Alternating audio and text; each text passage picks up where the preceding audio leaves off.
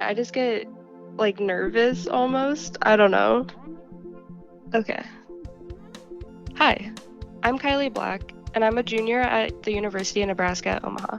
A group of my fellow students and I began a project in the middle of the pandemic in 2020. The pandemic felt and still feels so isolating, and it makes us miss all the times when we all felt more connected.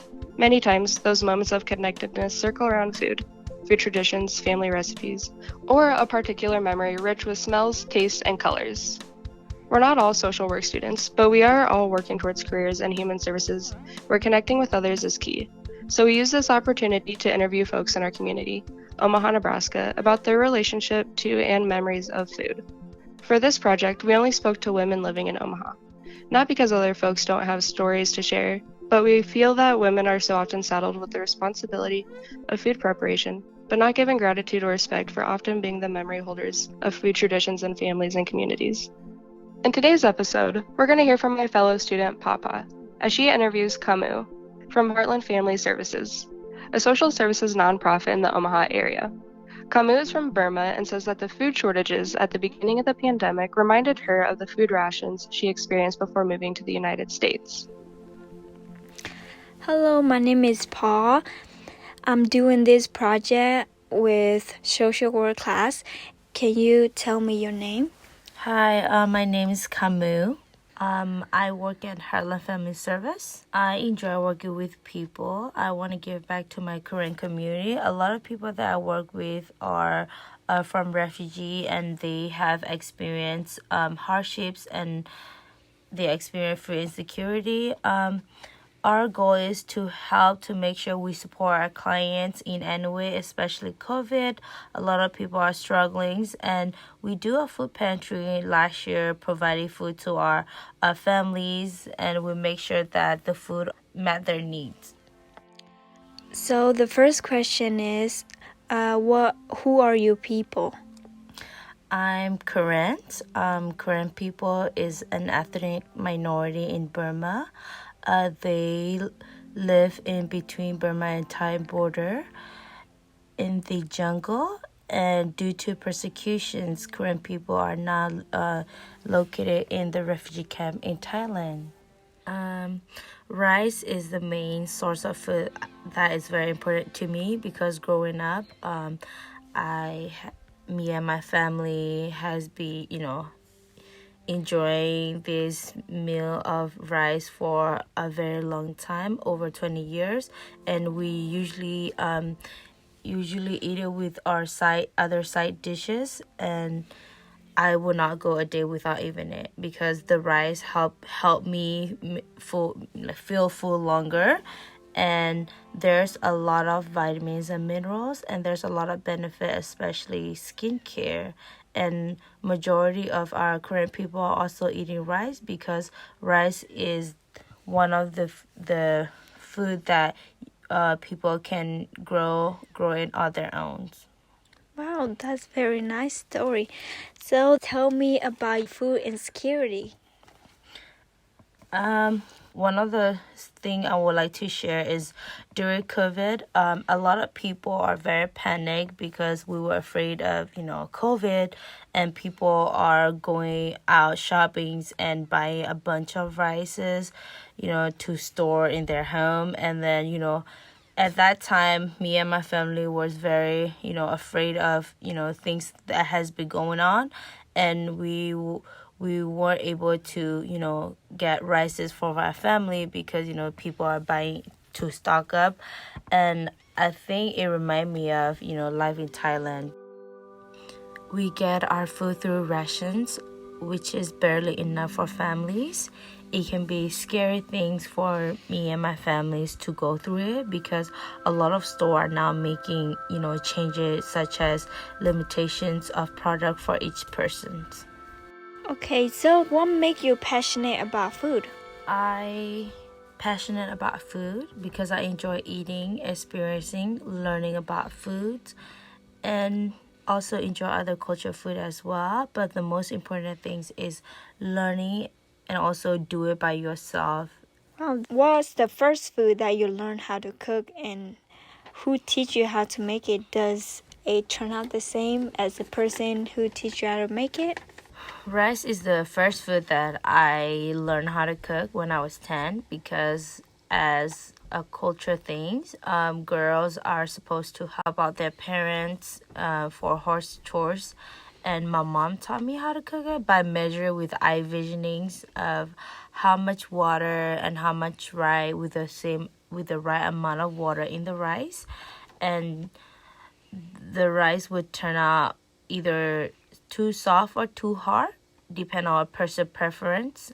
But I think I did pretty good for the first time because I wasn't sure. It's hard to recall, but I think it was okay because I continued to cook rice every time, in the morning or in the evening when I came home, when I ready to go to school or came home from school. Yeah, that's the first thing that I learned how to cook too. Tell me about your rich memory of food, how it smells and how it tastes. I will say it's a bowl noodle soup. The bowl noodle soup has a lot of ingredient in it and also have a strong flavor and sense of herbs in it. And you can put a ton of stuff in the soup, such as the broth, either chicken broth or beef. And you put beef ball in it. The taste is very combination of sweet, sour, and spicy, and it could be adjusted depending on a person's preference. Wow, I think I would love to taste it myself too. That's all I have. So thank you so much for participating to be in this interview. I hope you have a great day. Thank you. Just as Kamu remembers being taught how to make rice and other traditional dishes by sight and by feel, Zadika Poindexter from Nebraska Writers Collective says that's how she learned to make her family's southern cranberry and marshmallow salad. It was one of the things I could always do when I was little. Like I could always stir in the marshmallows and stir in the fruit. Like that was always something that I could do. Yeah. That wasn't likely to, have me cut a finger off because, not coordinated. I'm a poet. But there's no recipe. I just do stuff. Same thing with the peach cobbler recipe. Like I know what's in it, but it's a matter of texture and look and smell and taste. And it could change because what if your peaches are different than they were the last time? Like I can tell you to put 2 cups of sugar in there, but if the peaches aren't very ripe, then that's going to change. I do not know how to explain it. I know it's supposed to taste right. My classmates Vanessa Holmes and Jordan Worth Murray interviewed Zadika Poindexter about her craft as a poet and about how food memories and traditions play a role in her writing. So we were also wondering what your relationship is with food.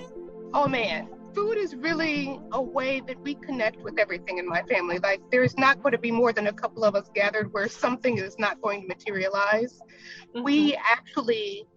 Food is a gathering point of how we as a family start our year. Every year on New Year's Day, we have a huge fish fry. So there's catfish, and then you have to have a pot of greens for good luck, and you have to have cornbread for good luck as well. And then there must be spaghetti to go with the catfish. There's like an entire tradition and culture around it. And it's always too many people in one place eating way more food than is advisable for anyone.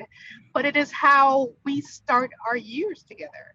I also I'm working on a series of poems that are actually rooted in food and community food memories. So I actually spend a lot of time thinking about recipes and the ways that food connects us and how you can draw universal stories from actually talking about food. Yeah. All right. And then we also wanted to get into how you got started with poetry in general, like how you started seeing that as a way for you to use your voice. I think most poets will tell you I've always wanted to write. I think we all say that. It's kind of encoded in us. But I had the blessing of being around voracious readers to start with. Like my grandmother would be reading 3 books, and like one would be technical, one would be historical, and one would be like a romance novel. Like she would legit read anything. So growing up around that really influenced me. Is there like when you started, did you like first start connecting it with food, or did you hit a certain point where that just like started coming out naturally, connecting it with food? My grandmother passed away in 1999.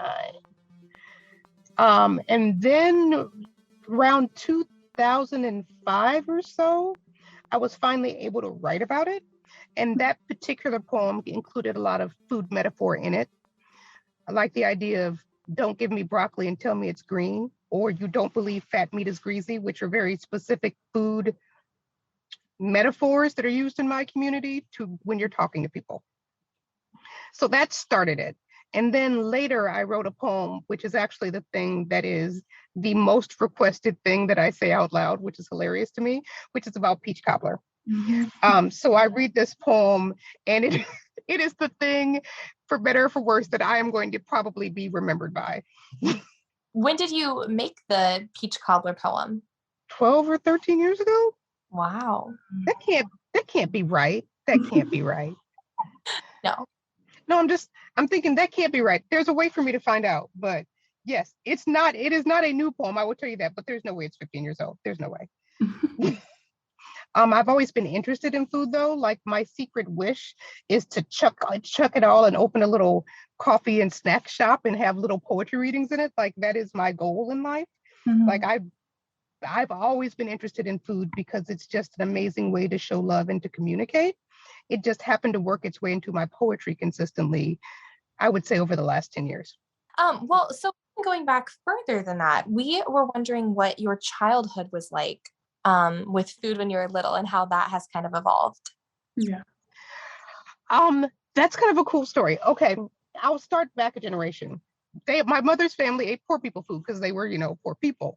So it was not weird to have weird pieces of fat meat, which weren't really meat. It was mostly fat, or pots of beans or cornbread or things like that that are really specifically filling. Okay. As part of their meal, and lots and lots and lots of pork. My diet as a child was very much rooted in my mom's rejection of that process. She was fine with beans and she was fine with some meats, but we never ate pork ever. That was a very specific thing in my house. So it was a lot of roasted chickens and catfish and things like that were really nourishing. I also remember, for some reason, my mom had this thing about salads, like ornate salads with like layers and eggs and pulled meats and all this other stuff. Like she loved to make these really ornate salads. So those are the main memories I have as a child. That, and my grandfather was not opposed to finding meat. So he would come home with creatures, possums or raccoons or just stuff. And I remember my mother telling me to not eat anything at our grandparents' house unless I knew what it was before it died. I remember when he passed away, we had to start cleaning out the house and everything. And there was a whole raccoon in the freezer. Maybe it was a possum, but when I say whole, it still had its skin on. The little things were curled, the talons were curled up. It was just in the deep freezer.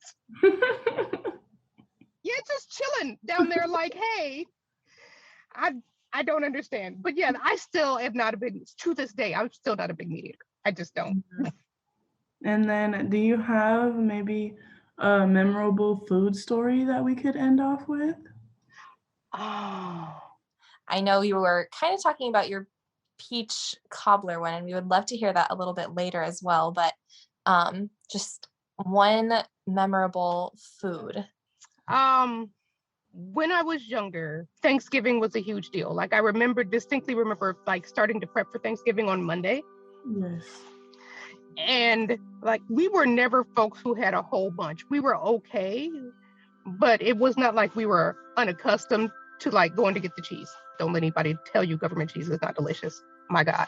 Anyway, but Thanksgiving was always a thing, even more so than Christmas. Like everyone came home.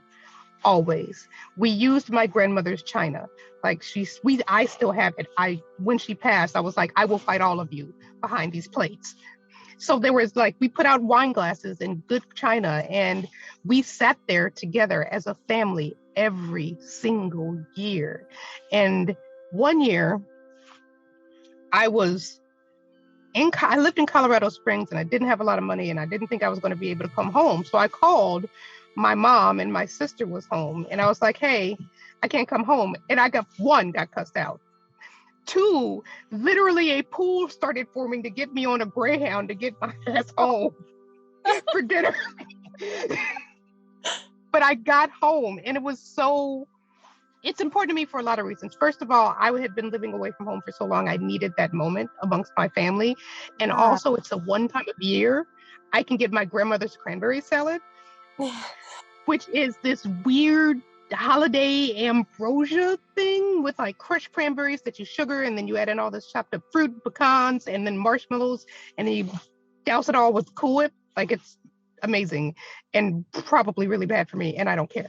To be able to get home, especially after thinking I couldn't get there, and sit amongst my family and have the turkey and have someone make the dressing, and to get my cranberry salad, like, that's Thanksgiving to me. Christmas, whatever, it's great, but like that Thanksgiving holiday when we could all be around each other, that's magic. Yeah. And it's interesting that I've married into the same type of family. The first time I met my mother-in-law, like, we came over there and she fed us a Sunday brunch. And then made fried pie, which I had never had before. It's like you take the filling and you make it.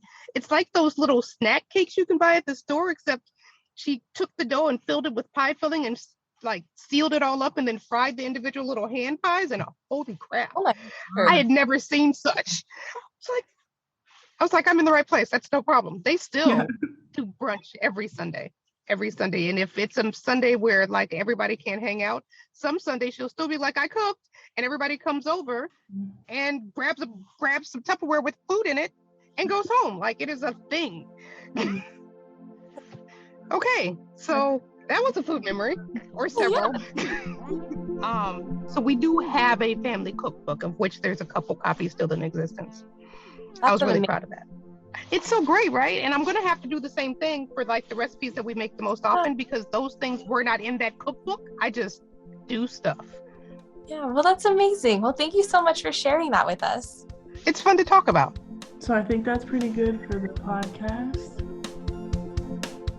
We'd like to thank the UNO Service Learning Academy and the School of Social Work for their support on this project.